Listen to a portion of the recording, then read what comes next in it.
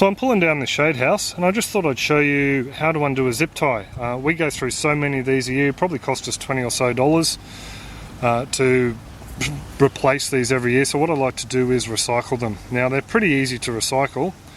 What a zip tie basically is a series of little grooves in the plastic itself. They're pointed backwards towards the lock end.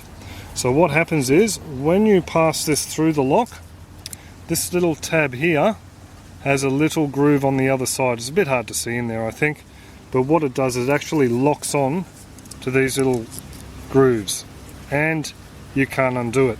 So normally people just cut these, they're disposable. All you need to do is get underneath that tab with a bit of a pointy object. I like to use my utility knife, pull the tab down, and you can feed the end of the tie back through it. Now that's going to work again. I can use that over and over again and it's going to lock on nicely. So it's just a matter of carefully, once more, knife to hold the tab down and then to pull this out. It's a lot easier when it's actually on a pipe, but there you go.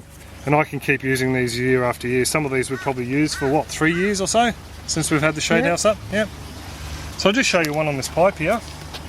I've actually pre-loosened him a little bit, so all I'm doing here is just pulling the tab down and working that backwards and forwards and pulling it out. So this one I think has actually been used a fair bit because he's starting to be a bit distorted and he's feeling a little bit brittle. You can get different grades too. I buy the good electrical ones because they do tend to be UV stabilised. So there you go, I just thought I'd show you that little bit while I'm pulling down the house.